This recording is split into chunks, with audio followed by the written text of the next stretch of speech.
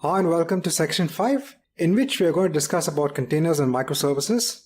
So the first video we're going to talk about is using containers.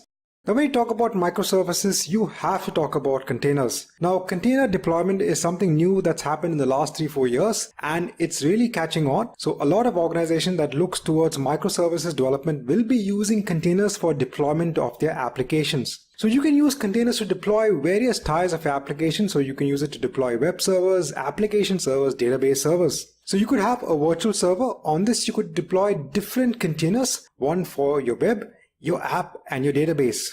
Now one of the most popular container tools out there is Docker. So this is a tool that's designed to create, deploy, and run your applications solely by using containers. If you're using container technology, then you definitely will be using Docker. So I said this is the most popular container tool that's used by a large number of organizations. One of the key benefits of Docker is that it's completely open source. They also have Docker Hub. So Docker Hub is a central repository that's used to upload and download images. So these are Docker-based images. You then use these images to create containers. Containers can easily be moved between virtual machines. So this is an important aspect when it comes to using containers.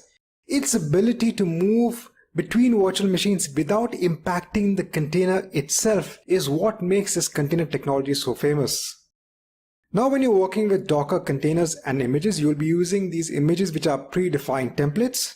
You have different images available from Docker Hub for the different operating systems. For example, you have images for Ubuntu, for Windows, for Red Hat. You also have it for different databases. So you have it for MongoDB, for MySQL, or even for web applications or web services such as Apache.